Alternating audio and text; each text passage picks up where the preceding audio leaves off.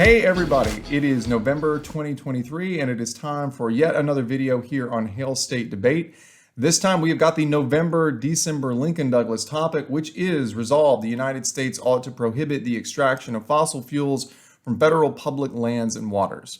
As always, we're going to have the timestamps and the sources we cite in the notes below to make it useful for you. If it is, as always, maybe like, maybe subscribe, maybe tell a friend. Really appreciate that.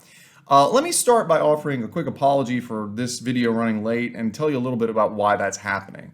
The long and the short of it is, on the LD side this year as opposed to PF, I have been flying solo. We have a really great team member who's helping me with research, but in terms of the production and the shooting and the editing, it's just been me this year. And that adds a lot of time to production on the video and has really delayed them. But I want you to know, luckily, we have a solution on the horizon. We have a brand new mystery co-host that's going to be joining me starting with the January video and from then on. I don't want to spoil it, but I think you will be pleasantly surprised with who it is. I'm definitely looking forward to it. It's going to let us get our videos out faster. I think it's going to make them a lot better. So hopefully we'll have more, better, faster videos for you in the future. And thanks very much for your patience. Sorry this took so long. So like we did last time, on this video, though, we're going to go with what I think is a very efficient top 10 tips format, which I think lets us cover everything you need to know without a lot of wasted time. So very briefly, just some initial thoughts. I like this topic a lot because I like policy topics. I like clashing on data and economics and impacts, and this is obviously a great topic for that. But what I really like about it is that it leaves open a little bit of room to use like logic and common sense alongside just the mass of evidence. For example, as we're going to talk about extensively in the video, there is a robust debate about how if we ban extraction on federal lands and waters, will that result in a net reduction of fossil fuel production, or will it just move that production somewhere else in the world? And that is something where you can pair up evidence with logic and reason and common sense and have really good clash in the round, not just dueling numbers. I also think that the topic is surprisingly balanced. Even though AF kind of intuitively feels like the good guy because they're, saving the environment, the NAG has some powerful evidence-based responses to say, not so fast, all these things you're saying just won't work. They're not practical, they won't lead to the solutions that you think they will. And I think that makes for some fun rounds where well-prepared, smart people can really test each other, which is what debate is all about. So with those very brief opening thoughts out of the way, let's jump right in without further ado to the first of our top 10 main points, which is point one: how much oil are we talking about? So there was a joke back when I was in law school when the Iraq War got started in the wake of 9/11. Protesters were using the slogan, "No blood for oil." And the half-joking response from some people who were kind of cynical was, well, now hold on just a second. How much oil are we talking about here? And the idea was oil is really valuable and it's really important. And if there's a whole lot of it at stake, then, maybe it would be worth spilling some blood. I'm kidding, of course. We don't actually think that, but that's what the joke was. But in all seriousness, when we talk about cost-benefit analysis, that's really, really important when we talk about fossil fuel extraction on federal lands and waters. And if you don't know both, number one, how much oil, gas, and coal there is in absolute terms, and also, more importantly, number two, what percentage of a global share that represents, it's very hard to do a cost-benefit analysis at all. So let's start answering that question, at least on the land side of things, turning to the Bureau of Land Management in 2023. And they say oil and gas produced from the federal mineral estate, which just means federally owned lands, right, are significant parts of the nation's energy mix. For fiscal year 22, sales of oil, gas, and natural gas liquids produced from the federal mineral estate accounted for approximately 11% of all oil and 9% of all natural gas produced in the United States. Overall, when we factor in all production of fossil fuels, oil, natural gas, coal, everything, both for lands and waters, we find, according to Nathan Ratledge and others in the Journal of Climatic Change, this: a quarter of U.S. fossil fuel production came from federal lands and waters. The extraction, transportation, and combustion of these fuels resulted in emissions equivalent to roughly 1.4 billion metric tons of carbon dioxide equivalent every year. We estimate that total emissions from fossil fuels produced on federal lands and waters will decline by 6% below 2019 levels by 2030, and note that absent additional policy, further reductions may be challenging. So the short answer is, we're talking about a very substantial portion of U.S. oil and gas production, basically a quarter of it. So with a daily U.S. production of oil at something between 14 and 20 million barrels per day, depending on who you ask, we're talking about a reduction of several million barrels of oil, just talking about oil, per day of over a billion barrels per year. Now, as for coal specifically, the percentages are even higher. Again, according to the Bureau of Land Management in 2021, it says in recent years, and on average, approximately 42% of the nation's annual coal production came from federal lands. Federal coal produced in the Powder River Basin in Montana and Wyoming accounts for over 85% of all of that federal coal production. So anyway, long story short, when you get into these dizzying numbers, it's kind of hard to have any context for what that really means for the global supply and the impact that they might have on climate, the impact they might have on fuel prices and things like that. So to put it in context, the Energy Information Institute tells us that the United States is now the world's leading producer with about 21% of global production, which by the way is pretty amazing. Because back, even when I was a kid in the 1990s, before we really got into fracking, the United States was very worried about becoming dependent, and we have rapidly shot to the top of the chart. So if the U.S. produces about 21% of the world's oil, as you can see here in this handy chart, and prohibiting federal extraction would reduce that by 25%, my back of the envelope calculation is that you would be looking at a reduction of total global oil production by something like 5% if you were to affirm this resolution and get rid of all federal extraction. So, that is a non-trivial amount, but it is not enough by itself to have a massive impact on climate change, especially if, as the NEG is going to argue, that reduction is just going to be offset by increases in production somewhere else in the world, maybe even somewhere else in the United States. Unless, of course, you could, as the AF, link a U.S. prohibition to like other countries making policy changes and other positive benefits, like, the United States setting a tone through its commitment. So just put a pin in that because it's an important idea that we're going to come back to. But with that, we will jump to our second main point, which is current law and policy. Very briefly, U.S. policy on oil and gas extraction on federal lands has fluctuated over the years as Republican and Democrat administrations have taken different approaches. But with respect to what the resolution is proposing, that is the total prohibition on extraction, the answer to that proposal has always been no, we're not going to do that. So leasing for federal lands for oil and gas development goes back over a century to the passage of the Mineral Leasing Act of 1920. Despite various amendments over the years, the basic framework has stayed roughly the same. The Bureau of Land Management, or BLM, sells a 10-year lease on a given tract of land to the highest bidder, offering a minimum threshold amount. Until 2022, if a given tract didn't receive the minimum bid, BLM could issue a non-competitive 2-year lease for just the application fee, but that power was repealed by Congress in 2022. These leases produce significant but not massive revenue for the federal government, with the Congressional Research Service in 2020 noting that 2019 revenues from leases on federal land totaled about $4.2 billion. But remember, that's out of a federal budget of $7.4 trillion, so the relative impact on U.S. government is debatable. We'll see some arguments later that it's significant.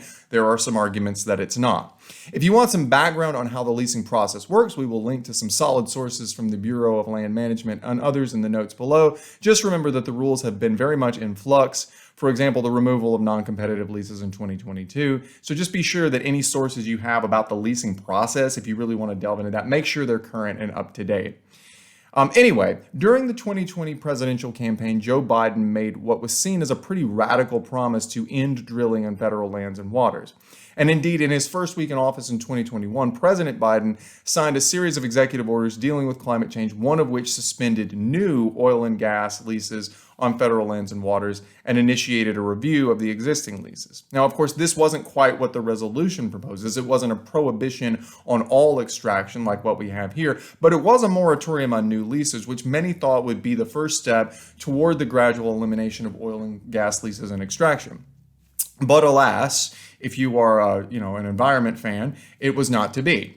In September 2023, the Biden administration approved 3 new offshore oil and gas drilling leases, which is indeed a small number by historical standards. As the Washington Post notes, since 1992, no 5-year plan for federal leases has had less than 11, with most having 15 to 20. So 3 is a major reduction. It's way below historical averages, but the bottom line remains that this no new leases policy is no longer in effect.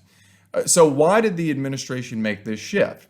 Well, the short answer is that it was a political trade-off. The same Washington Post piece that talks about the leases historically, explains that as the price of allowing passage of Biden's larger climate bill in 2022, Republicans demanded that the approval of leases for offshore wind power be tied to offshore oil leases. The article states Biden is grappling with the realities of divided government and his own climate agenda, including his 2020 campaign pledge to end offshore oil projects. In a heavily negotiated landmark climate bill last year, Congress tied the fate of offshore wind development, a Biden priority, to the approval of new leases. So anyway, the basic takeaway TLDR is that oil and gas leases have had a century-long history. These leases generate a decent amount of government revenue, but the main purpose is to facilitate and encourage the extraction of oil and gas as well as coal, which represent a strategic an essential resource and the lifeblood of the U.S. economy. And ultimately, while some have toyed with the idea of reducing or even gradually phasing out oil and gas leasing, nobody, not Republicans, not Democrats, not anybody, has ever made yet a serious run at totally eliminating fossil fuel extraction on all federal lands and waters, because it is an extremely politically contentious issue. So with that, let's move on to major point number 3, which is the time frame. So as of right now, the United States and the world remain heavily dependent on fossil fuels. Most experts would agree that it would take significant time to gradually reduce that dependency, and that quitting cold turkey, as they say, isn't plausible. Prohibiting extraction of fossil fuels on federal lands and waters by itself wouldn't end fossil fuel consumption, but it would dramatically lower U.S. production. And as we said earlier, that would be by about 25%. In the long run, most of that production can probably be replaced by renewable energy, but that's the long run. In the short run, it's not going to be possible to flip a switch and break ourselves of fossil fuels and replace them with like wind energy or electric cars or things like that. There will still be gas-burning cars on the roads, and there will still be natural gas-burning power plants and coal-burning power plants out there providing light and electricity to people's homes. And we'll talk more about this in a few minutes on the negative side of the case, but the basic argument would be that prohibiting extraction right now immediately would cripple the U.S. economy and or put us in a position where we are far more dependent on bad actors who produce a lot of oil and gas like Saudi Arabia, Russia, and Venezuela. So it is really advantageous for the AF to be able to argue and point to some plausible plan to gradually reduce this extraction on federal lands and waters to zero, to give us time to adjust our energy supply and strategy, and basically preempt the negatives argument that if we do this too quickly, we will crash into an economic brick wall. So time frame is something the AF wants to be longer, the neg wants to be shorter. Luckily for the AF, there are real-world proposals that do exactly that. They do a phase-out. Specifically, there is a 2022 petition submitted to the Biden administration to phase out oil and gas production on federal lands and waters by 2035. And we will just pop the text of the proposed executive order up on the screen. But as you can see, it says, using 2020 as a baseline, beginning in 2022, the maximum total maximum rates of oil and gas production will decrease by 10% annually for 8 years, and then 3% annually for each year thereafter. These reductions will apply across the oil and gas sector, gradually decreasing the maximum production rates for oil and gas by 98%. Now, of course, you'd have to modify it to call for 100% reduction, not 98. But the point is, there are real world proposals out there to get us where we want to go. The Biden administration ultimately rejected this, but the AF could argue it should have been accepted, and now this proposal should be accepted, and this is the approach we should take. Another example of a call for a gradual phase out is in a letter from Representatives Rashida Tlaib and Pramila Jayapal calling for exactly that, and we will link to a text of that letter. And to be clear, phasing out production gradually is kind of the natural way that you would think a prohibition would work. Since remember, we have these 10-year leases that we have done in the past, and they are currently in effect, and they give property rights to these companies like Chevron and Exxon and others. And they will expire gradually on a year-by-year basis. Each year, a few more of them will expire. So gradually, if we stop making new leases, then what we would see is that this extraction would expire and eventually be prohibited by the lack of new leases on its own. So in short, it's pretty clear that there is a common sense plan with a reasonable time horizon of a decade or more out there for the app. If your circuit runs plans, this could be a good plan, or if not, it might just be a nice block card to have in your arsenal on the app in case the neg challenges you with specifics argues that we're going to run immediately into a brick wall, you can say, no, it doesn't mean that we're going to immediately prohibit all of this tomorrow. It doesn't mean we're going to cut these jobs off tomorrow. There are real world proposals that focus on a gradual reduction to zero and then a prohibition. So that is what we're affirming, and that's reasonable. So now that we've talked about the practical aspects of prohibiting drilling, let's shift gears for a second to the philosophical with point 4, value criterion approaches other than just utilitarianism. So when we talk about values and criteria for topics that are clearly policy resolutions like this one, there is a tendency to default pretty hard to like some form of utilitarianism. And that makes perfect sense in many cases. Most real world policy debates are about like practical impacts on people's lives and the economy and the climate and things like that. But in LD in particular, you don't want to ignore the possibility that other philosophical and ethical approaches might give you an easier, or at least a less predictable way to win the ballot. Plus, there are a fair number of LD traditionalist judges out there in many circuits who really do like to see when a debater takes philosophy seriously and presents it as a key part of the case. So on the aft, this is just one suggestion. There are multiple ways you can do it. One idea to consider for this topic, or really any topic where climate change is an issue, is the idea of intergenerational justice. So intergenerational justice is the idea that on environmental issues in particular, when we create harms that are more or less permanent, or at least last a long time, we are effectively like stealing from future generations to benefit ourselves. And there's a ton of literature on this. The Stanford Encyclopedia of Philosophy has a great entry on it that we'll link to. UNICEF actually has a very good lay-friendly article, and Edith Brown Weiss of Georgetown has a good 2008 piece giving a nice basic explanation of how it works, and we will link to all of those. But the basic idea is this. When we lease federal lands and waters for extraction of fossil fuels and we burn them and we create climate change, our lives are going to be more comfortable in the short and medium term. We will have plenty of cheap energy, the government will get some revenue, the economy will benefit to some extent, there will be additional jobs, fair enough. But the costs of the carbon emissions and the climate change that we create aren't going away. They're just getting kicked down the road to future generations. Your grandchildren, great-grandchildren, great-great-grandchildren. Those future generations won't benefit from this cheap energy because eventually fossil fuels are going to run out if we don't stop using them before that. But these future generations will absorb nearly all of the costs. They will absorb the cost of lowered economic output due to climate change. They will absorb the cost of mitigation efforts, like having to build levees around cities to prevent flooding, having to replace crops to have them be more climate resilient and things like that. These future generations don't exist yet, but we're like 99.9% certain they will unless we go extinct. And they will be human beings just like you and me, and they will have hopes and dreams and aspirations just like you and me, but unfortunately they're not here right now to vote on things like fossil fuel extraction. They don't have any input in any way. So when we prioritize our own convenience and our own wealth and our own economy and our own short-term economic benefit, we are basically stealing from them to benefit ourselves. And we'll talk in a minute about how we have these potentially nightmarish long-term economic effects of climate change, but the basic argument of an intergenerational ethics AV case would be, we don't just do a straight-up utilitarian calculus here because the other side of the calculus isn't represented in the room. Instead, we start with the principle that stealing from future humans in a way that makes them suffer and we benefit is categorically ethically wrong. It's stealing.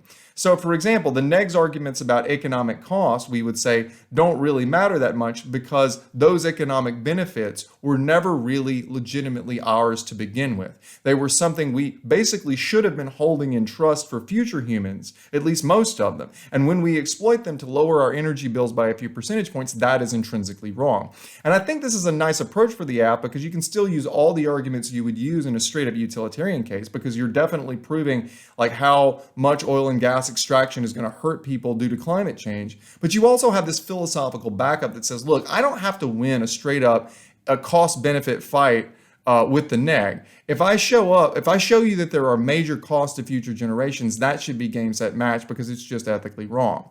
On the neg, by contrast, I wish I had a really clever philosophical approach, but I actually do think that utilitarian approaches are probably for the best, since I think that most of the negatives arguments, as you're going to see in just a minute, are really about like the effectiveness of a drilling ban and how it doesn't work to achieve most of the stated goals that people say it should have. I don't think most neg debaters are going to be talking about things like absolute versions of property rights or libertarianism or things like that, especially since these lands don't actually belong to the oil companies. They're just leasing them temporarily. So for the neg, as we're going to talk about in a minute, I actually do think that the core argument is utilitarian. I think it is, of course, we need to address climate change, but this approach fails to do that. It imposed costs with no benefits, and it actually might make climate change worse. So with that, let's jump into some substantive points first on the app. And we start with point 5, climate change impacts.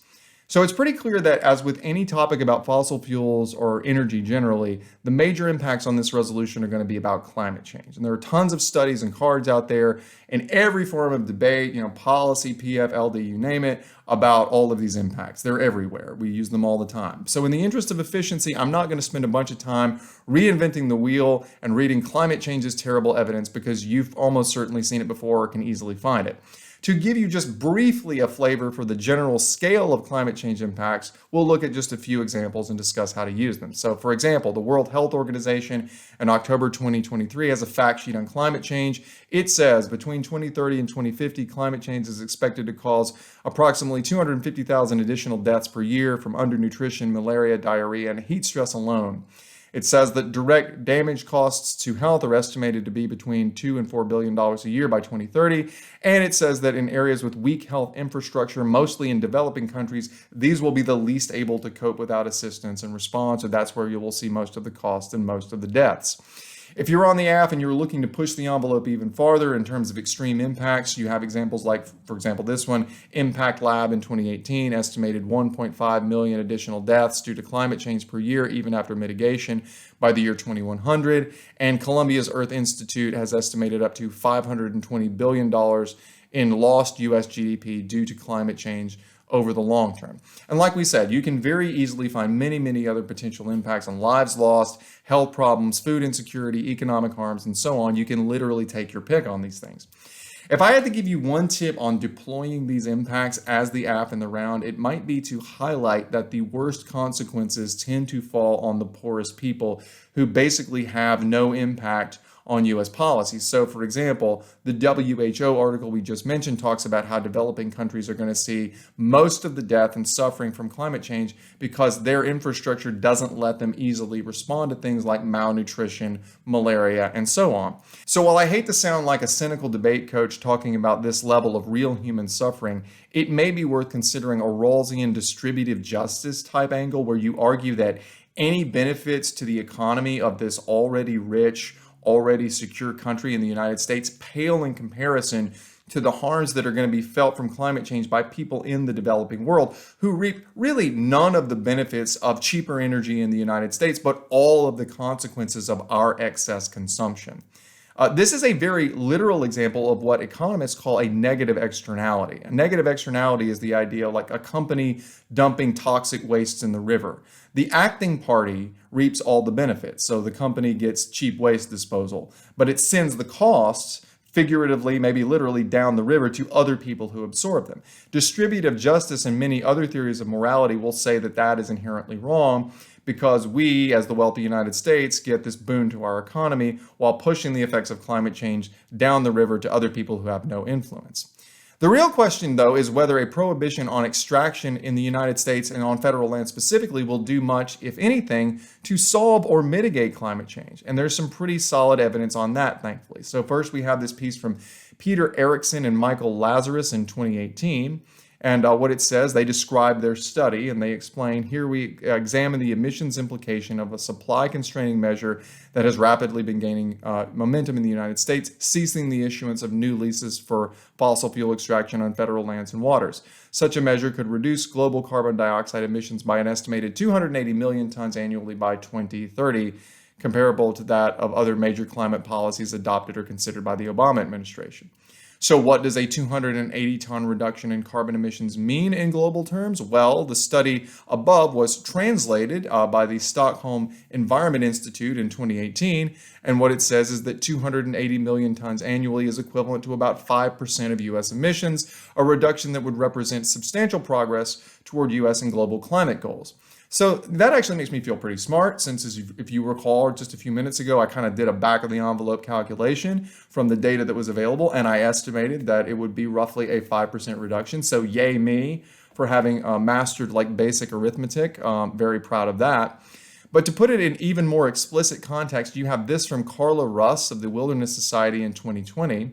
And what she writes is, our experts found that on public lands alone, oil and gas development is set to generate a massive amount of climate emissions. Federal lands leased to the industry in the last 3 years could produce as much as 5.9 billion metric tons of greenhouse gases. That's more than half the emissions of China, the world's largest emitters, that they release in a year.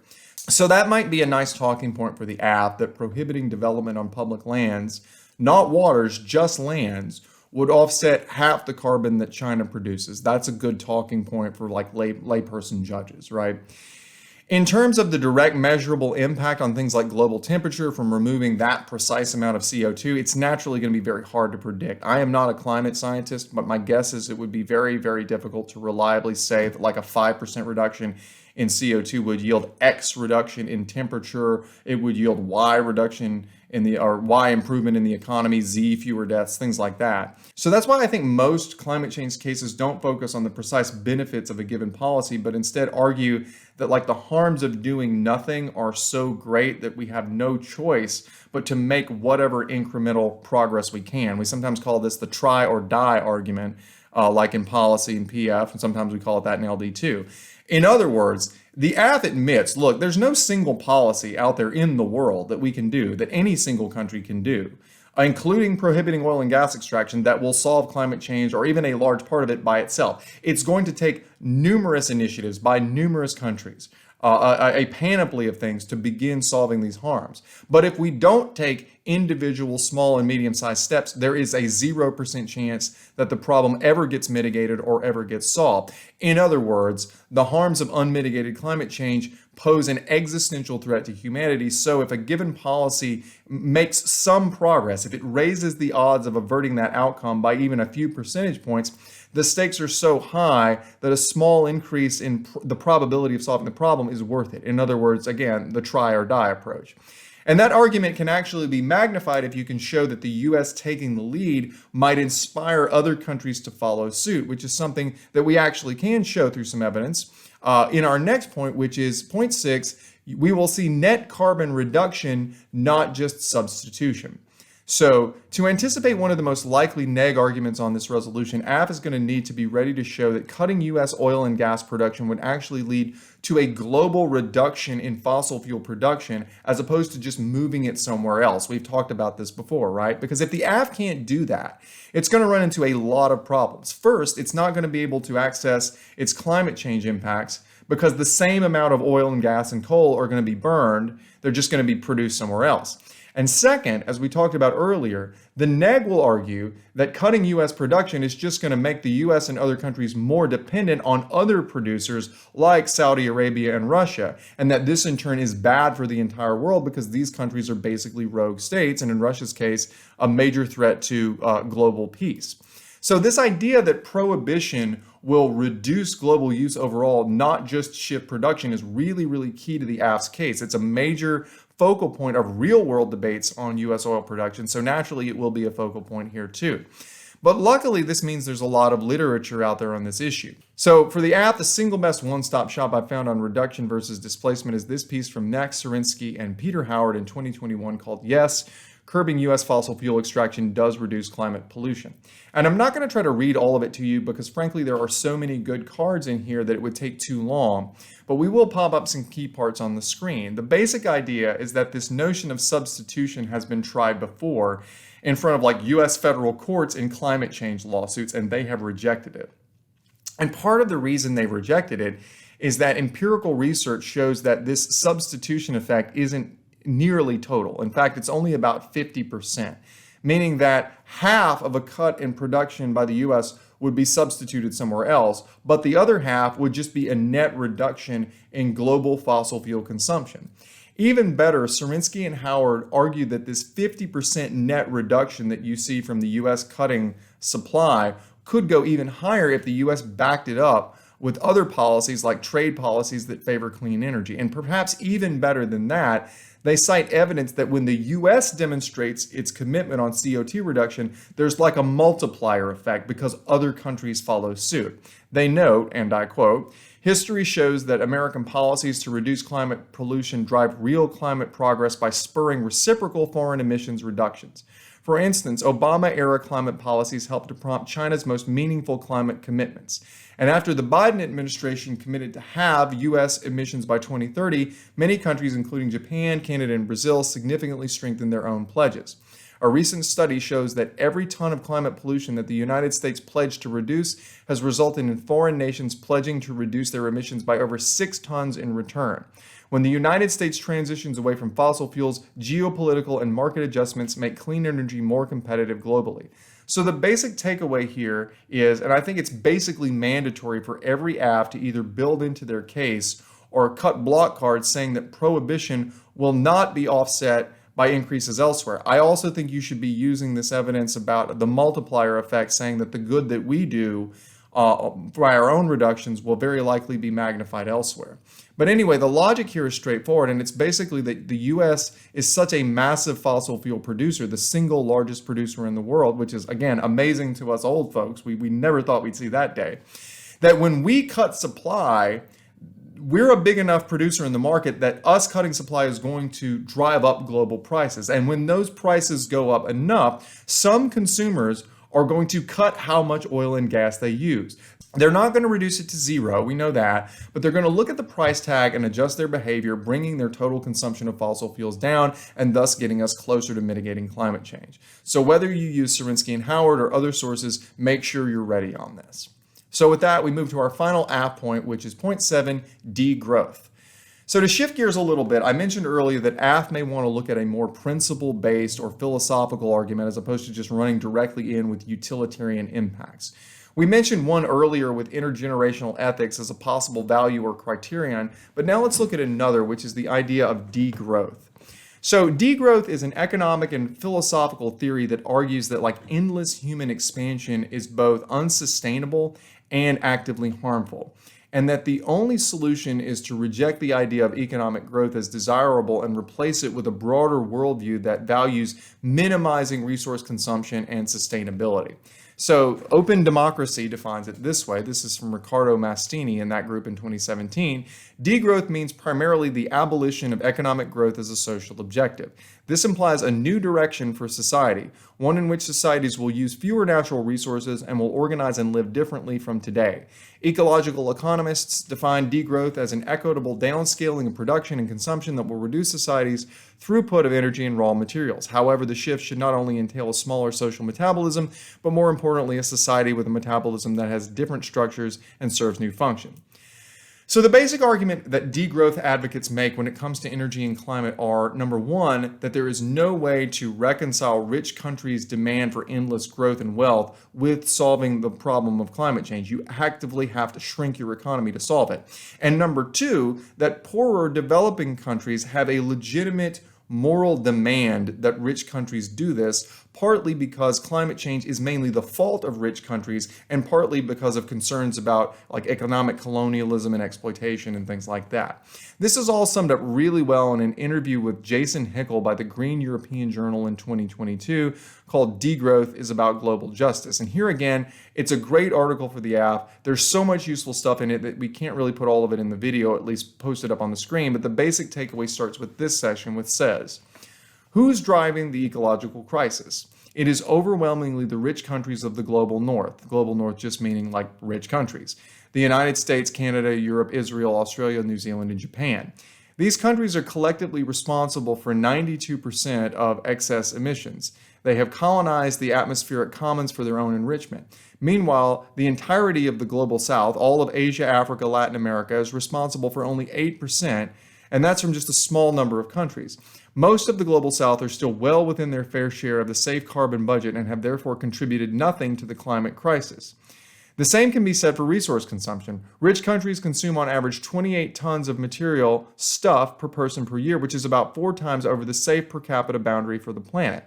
So based on these discrepancies, Hickel explains that degrowth among rich countries, commonly referred to as the global north, gives rise to a legitimate demand that they begin to scale back their economies to a more sustainable level. He says, degrowth is therefore a targeted demand at the global north. It is a demand for global justice and has been articulated from the south now for several decades. Social movements in the global south recognize that growth in the north is colonizing their ecosystems and appropriating their resources, driving a catastrophe on a global scale.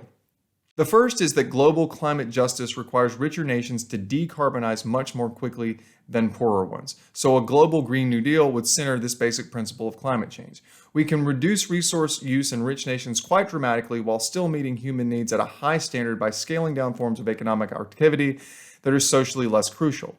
And the benefit of this approach for the AF is that it takes one of the major neg impacts, which is like lost economic productivity, and says not only is that not a problem, it's a benefit. Rich countries like the United States need to reduce the size of their massive economies and their dependence on endless growth. Otherwise, there's number one, no chance of addressing climate change, and number two, no chance of an equitable outcome from the poorer countries that will suffer the consequences of it. And as a bonus, there are even arguments that this really wouldn't be that painful for regular people in places like the United States. For example, it's not at all clear that gas prices would increase significantly if we stopped fossil fuel extraction on federal lands. So this is from Zainab Mirza and Miriam Goldstein with the Center for American Progress in 2022. And it says, new leases will have no impact on today's gas prices. The oil and gas industry is already sitting on over 7,700 unused approved drilling permits. The wells themselves take between 4 years and 10 years to permit, engineer, drill, and transport to the ocean before oil comes online. In other words, if drilling on federal lands and waters is so essential to keeping the economy afloat and gas prices low, then why are there 7,700 approved drilling permits out there not being used by these companies? Oil companies seem to think that they're doing just fine without the large majority of the potential drilling sites they could be using. Consumers seem to think they're doing okay in the status quo. So what's the problem of reducing what is already a small fraction of these leases being used down to zero over a reasonable period of time? So anyway, having focused on the AF for a while, now let's shift gears for the last 3 points and focus on the neg, starting with point 8, the cost of prohibition. So right off the bat, obviously fossil fuels are a cheap source of energy for billions of people around the world, and also a major source of economic development and jobs for the U.S. economy, which means that there will be a major economic cost to a ban on extraction of oil, gas, and coal, both to the U.S. economy as a whole in terms of lost economic output and also lost government revenue. So what is the expected cost? Well, you're going to find a lot of dire predictions out there from energy industry groups and think tanks.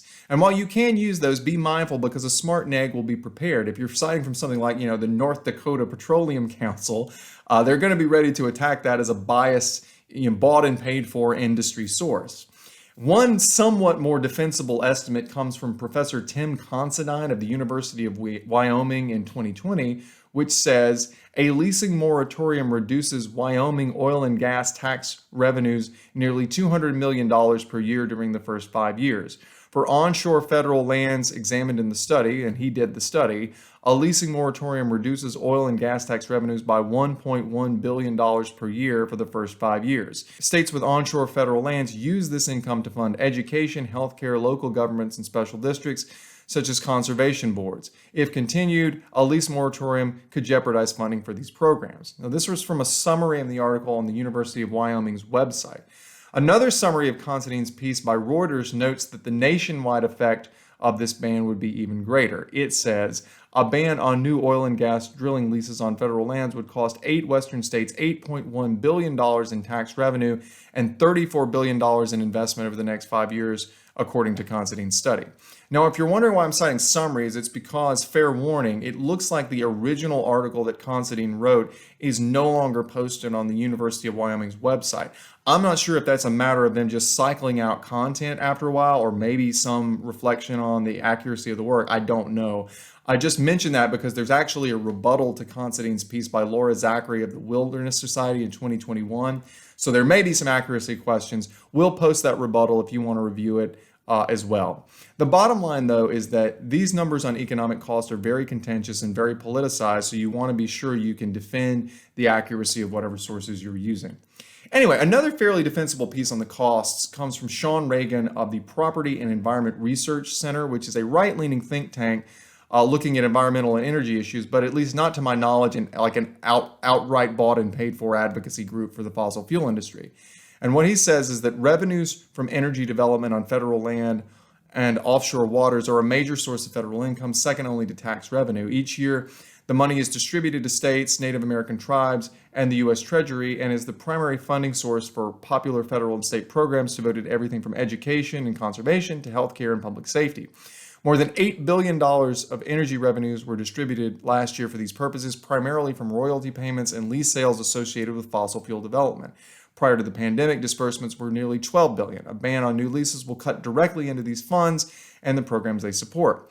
Reagan goes on to argue that this loss of federal revenue will lead to defunding important environmental policies. So what he says is, in particular, consider how Biden's leasing moratorium will affect state and federal programs devoted to land and water conservation, which are largely funded by revenues from energy development on federal lands and waters. For instance, the landmark conservation bill that Congress passed last year, the Great American Outdoors Act, is funded entirely by federal energy revenues. Such programs, which enjoy bipartisan support, will be central to achieving another one of Biden's climate change-related orders, protecting 30% of all U.S. lands and waters by 2030. And this is actually a pretty good transition to our next major point, which is point 9, harms to working class and marginalized groups.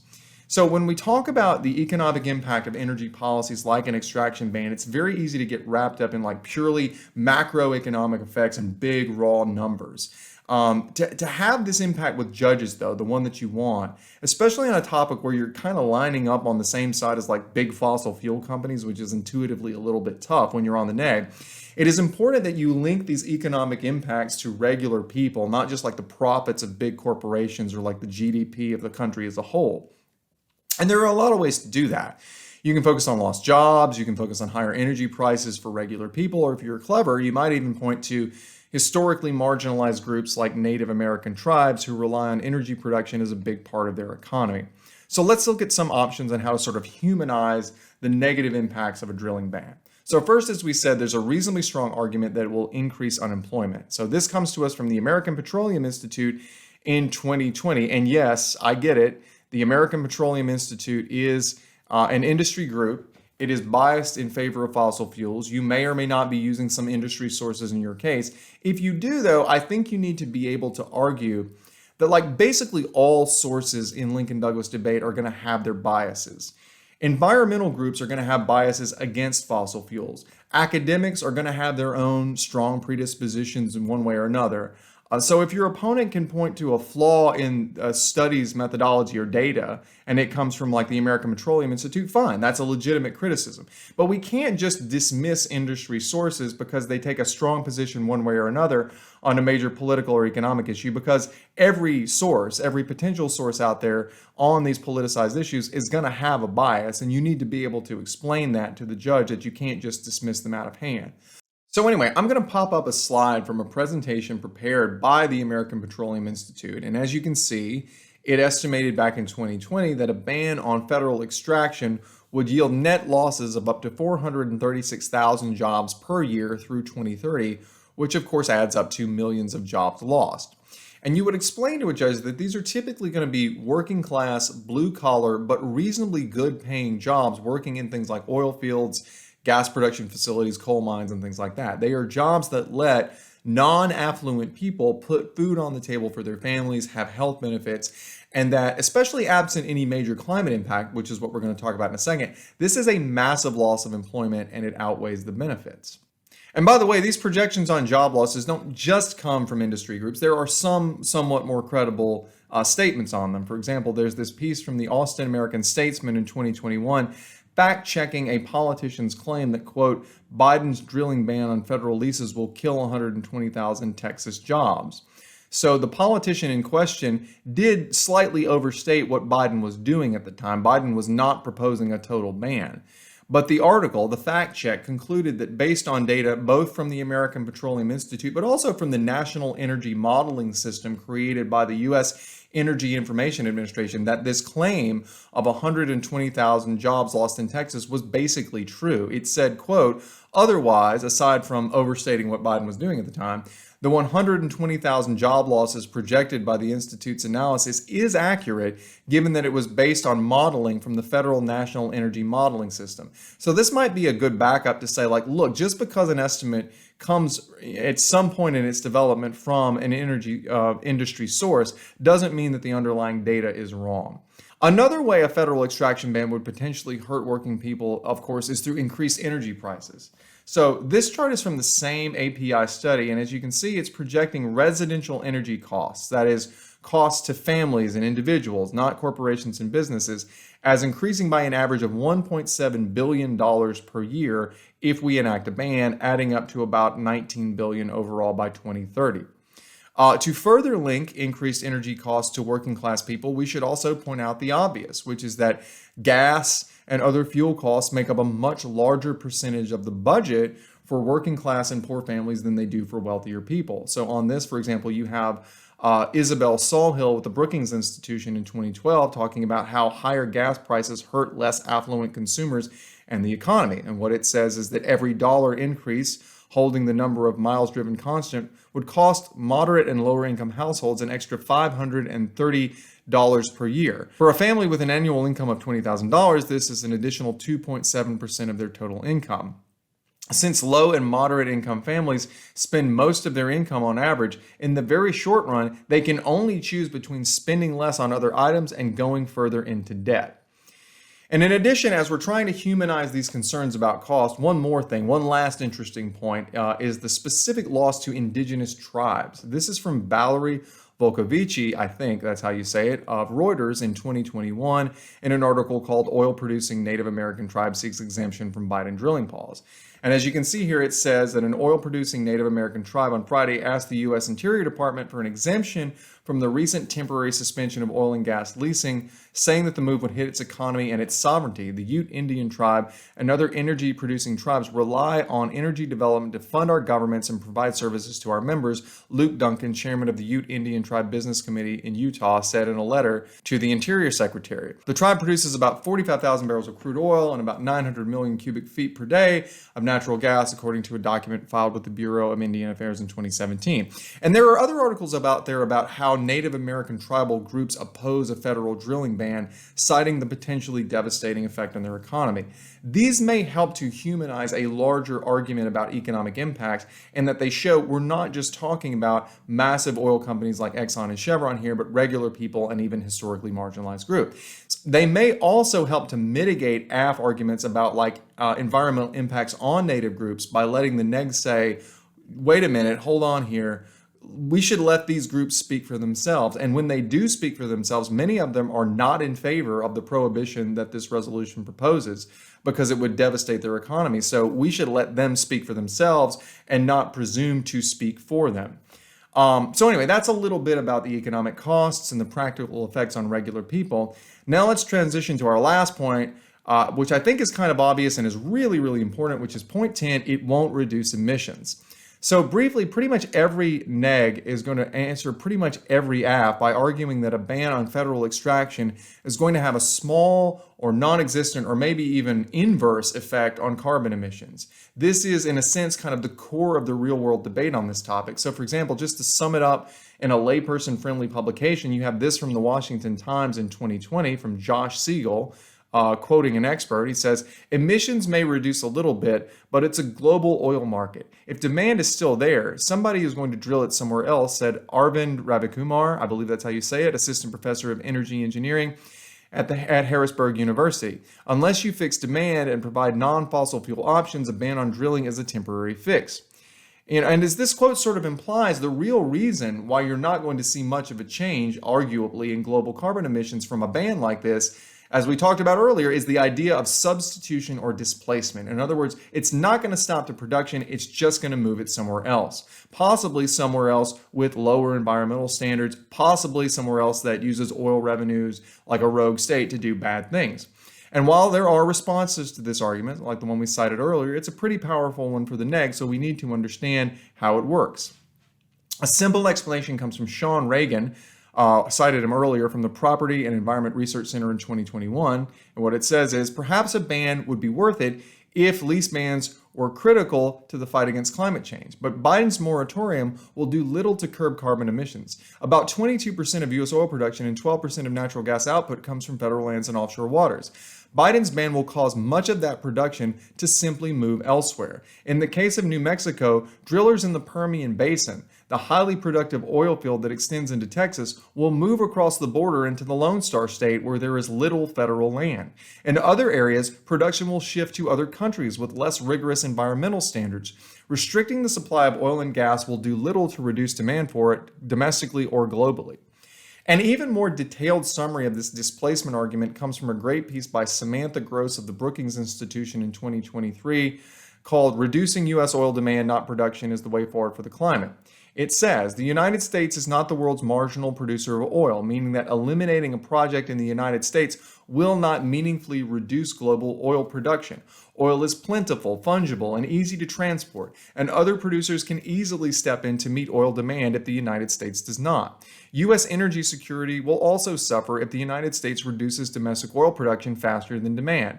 As long as there is demand for the oil that the project aims to produce, someone will produce it. If not at this project, then at another. If not in the United States, then somewhere else.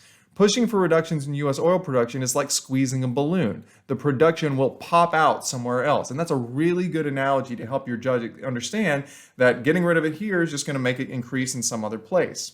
And by the way, if your opponent wants to argue that like these other countries will just transition to lower carbon economies if we cut the supply, Gross also has an answer for that, which is that even in the best case scenario, that transition isn't happening for decades, and in the interim, these countries are going to keep buying fossil fuels from somewhere. She writes, more than 70 countries have set a target date for net zero greenhouse gas emissions, covering about 76% of global emissions for years ranging from 2045 to 2070. However, most countries with net zero targets have not yet established policies that will allow them to reach that ambitious goal. This is not surprising since technologies to decarbonize some energy uses are not yet proven, and others, like electric light vehicles, require investments from individual users and additional infrastructure to support their use. So in other words, given the reality that the entire world is going to be using significant quantities of fossil fuels for decades, remember those goals for zero carbon are at best 2045 out to 2070, and in the real world that probably take longer. Since that is the reality for decades to come, it makes no sense to cut off production on U.S. lands. Oil and gas are easy to transport all over the world, so production levels will stay about the same, they'll just move somewhere else. Now, an even stronger version of this displacement argument is that a federal ban wouldn't just have low or no effects on carbon emissions, it would actually worsen them by moving production to other countries where the emissions from oil and gas extraction are worse than the United States. So this is from Dan Byers with the U.S. Chamber of Commerce in 2022. And yes, the Chamber of Commerce is a pro-business group, but it's reasonably well respected. It's not specific to the oil and gas industry, but what they say is, it's also important to recognize that encouraging responsible U.S. energy production can be a net positive for the environment. In fact, the National Ocean Industries Association has detailed how U.S. offshore production is an emissions asset, not a liability, citing a 2016 analysis by the Obama administration, determining that ending lease sales in the Gulf of Mexico would increase emissions. According to Wood Mackenzie, offshore deepwater production carried out in areas such as the Gulf of Mexico has the lowest greenhouse gas emissions of all sources of oil in the world. Recently released data from the International Energy Agency's Global Methane Tracker supports this conclusion. IEA estimates that the methane intensity of oil and gas production in Russia is 30% higher than in the United States. Emissions in Iran are 85% higher for each unit of energy produced, and Venezuela is off the charts at 652% higher.